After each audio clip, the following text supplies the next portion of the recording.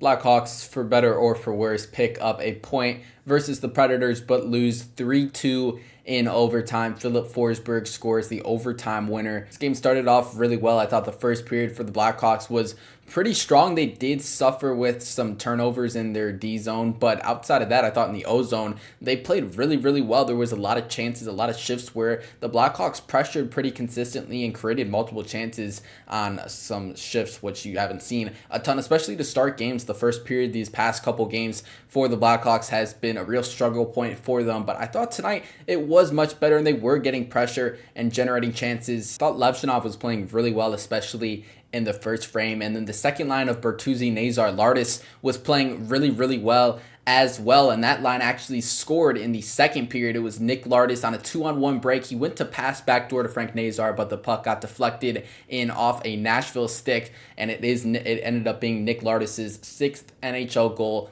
of the season. Nashville got one back. It was Filip Forsberg scoring his first of eventually 2 goals in this game. It was just a great solo effort by Forsberg to strip Kaiser and then score a few seconds later. But then the Blackhawks responded. Connor Bedard with a breakaway goal. It was a silky smooth move by Bedard. Roman Josi went to dump the puck into the Blackhawks zone, but he kind of fanned on it. Green picked it up, sprang Bedard, and Bedard did the rest. It was a beautiful goal. Connor's 29th of the season. In the third period, though, Stamkos was able to tie it for Nashville and send this game to overtime, where Filip Forsberg scored the overtime winner. He stripped or stole the puck from Burakovsky, kind of outmuscled him, and then was able to walk to the front of the net. Levchinov was a little bit out of position on the play, and Forsberg buried it up close. The Blackhawks end up losing this game 3-2. I thought Andre Burakovsky, who we've talked about plenty here over the last few months, I thought he was good at generating chances in this game. He had 4 shots on goal in this one, but he also struggled with turnovers. That was evident on the Forsberg overtime winner, where Burakovsky was stripped of the puck there. He had a couple other turnovers throughout this game, and he wasn't able to finish some of the chances he got, but he did get a fair amount of chances.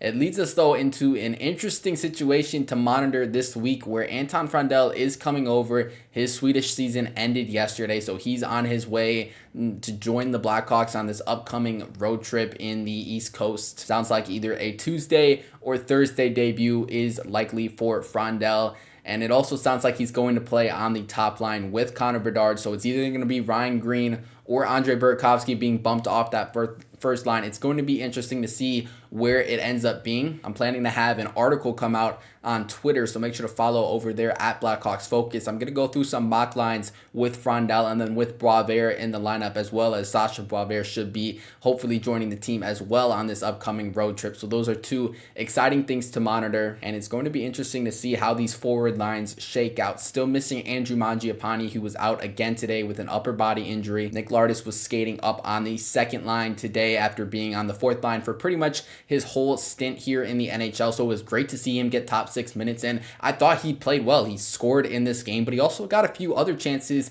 and just playing more minutes, playing more offensive zone minutes, I thought he played real, real good, and I would like to get a little bit of an extended look with Lardis at least in the top 9. On the back end, Louis Crevier returned after missing last game with an injury, but then Matt Grzelcyk got hurt early on in this one in just a little bit of a post-whistle scrum. Grzelcyk seemed like he was trying to mix things up, and then he may have just jammed something in his arm. We'll see what what the diagnosis ends up being. We don't have an update right now, but Grzelcyk was not able to return after playing only 2 shifts in this game, which led to some other Blackhawks getting a lot of ice time. Alex Vlasic played 26.5 minutes. I believe that's a career high for Vlasic. Kaiser played over 23, Levchinov 24.5, Renzel close to 22 minutes in this game. So likely Ethan Dalmasio is going to draw in the lineup if Grzelcyk is not able to go.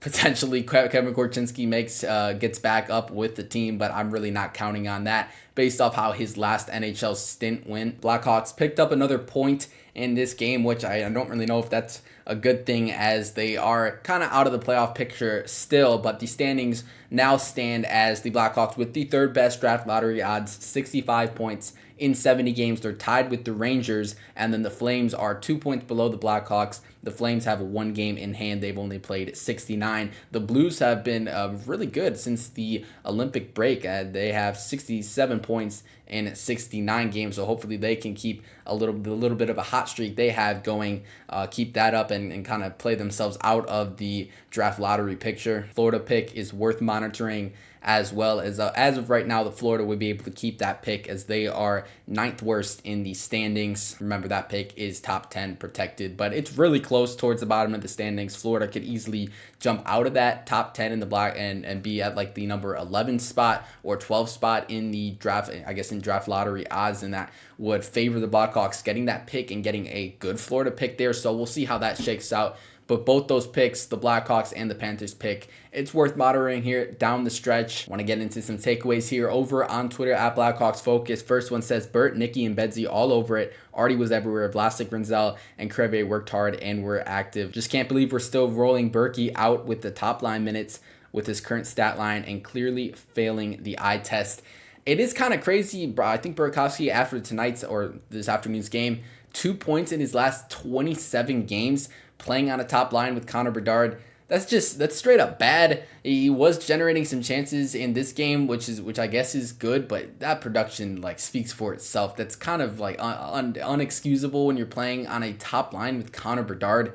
It's kind of unbelievable he's made it this far without a lineup shuffle. We'll see if Frondell takes his spot, but honestly, I'm probably leaning on Frondell moving into Green's spot more than I am Burakovsky's, though we have a few here that specifically say Frondell needs to take Burakovsky's spot for the rest of the season. It is a possibility. We'll see what happens. Really good game with very few complaints, except for a dozen turnovers by Burakovsky. I don't know how you play Burakovsky in the top 6 once Frondell debuts. Moving to a bottom 6 role seems like it won't help his confidence any. Lardis needs to stay on the second line. I do really agree with that. I really want to see Lardis getting some good minutes in the top 6. I said this, I think, in a recent post-game recap, basically summarizing Blashill's explanation for why Lardis was in a bottom 6 role.